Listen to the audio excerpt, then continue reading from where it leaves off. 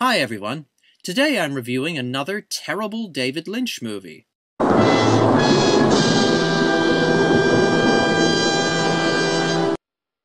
Seriously, I saw Mulholland Drive a few days ago, and it is a pretentious, incoherent piece of garbage. There are some very effective scenes, and I do like the ominous score, but most of the film is just a tedious slog through bad acting and a nonsensical narrative, respectively. Let's consider Naomi Watts, who plays the protagonist, Betty Elms. Watts and Nicole Kidman were childhood friends.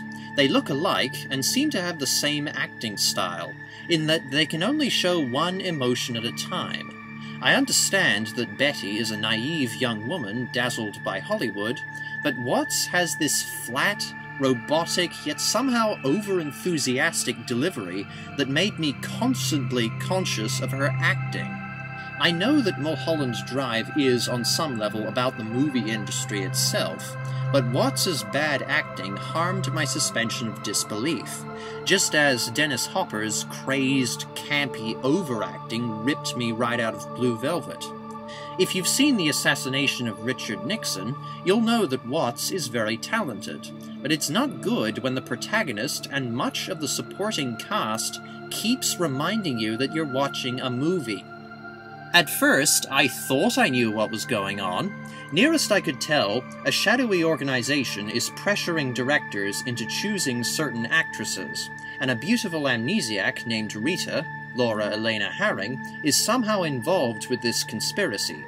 But by the halfway point, Mulholland Drive throws all coherence out the window. The plot thread involving the conspiracy to hire Betty is never brought up again. And Adam, Justin Theroux, my favorite character, is absent for long stretches of the movie.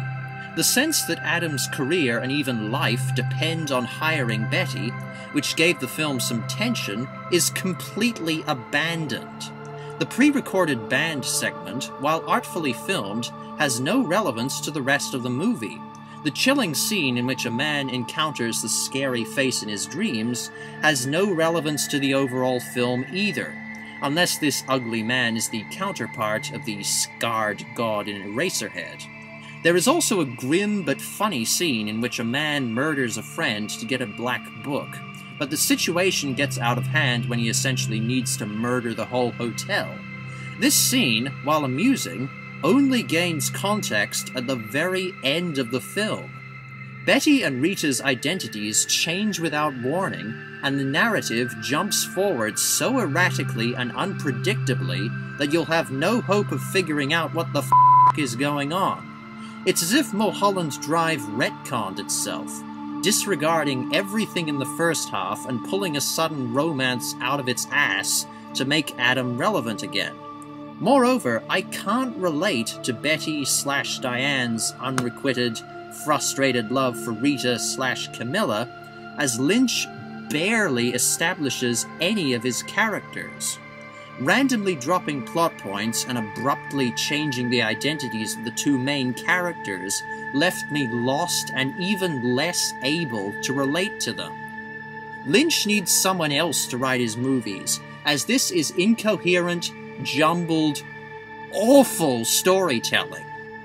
You may be wondering why Mulholland Drive is slightly lower than Blue Velvet on the bad end of the scale when I've had such harsh things to say about it. Well, I enjoyed Theroux's cynical, smart aleck persona, or what little we saw of it, and Laura Herring's vulnerable, desperate performance is far more believable than Isabella Rossellini in Blue Velvet, whose motivations were all over the place. As I mentioned, there are a few very effective scenes, but these are either irrelevant or barely important. I'm trying very hard to make myself clear and justify every criticism in this review, as there will be inevitably some YouTubers, including a few good friends, who will defend Mulholland Drive and Blue Velvet as avant-garde movies.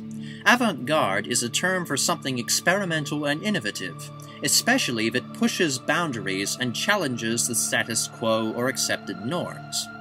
Well, I don't accept that excuse at all. Accepted norms exist for a reason, usually because they're acceptable. If you push the boundaries of what is considered good acting, then you get bad acting. It's as simple as that. Even if you do it on purpose to push boundaries and make a statement, it's still bad acting, and your film is unenjoyable as a result. Anything could be avant-garde if you look at it the right way. Transformers 2 is avant-garde because it challenges prevailing standards of political correctness and sex appeal. Yeah, I know that's stupid, but why will you instantly condemn Michael Bay's unintentionally bad movies, but praise David Lynch's movies when the crappy acting, nonsensical motivations, and incoherent narrative were done deliberately to push boundaries?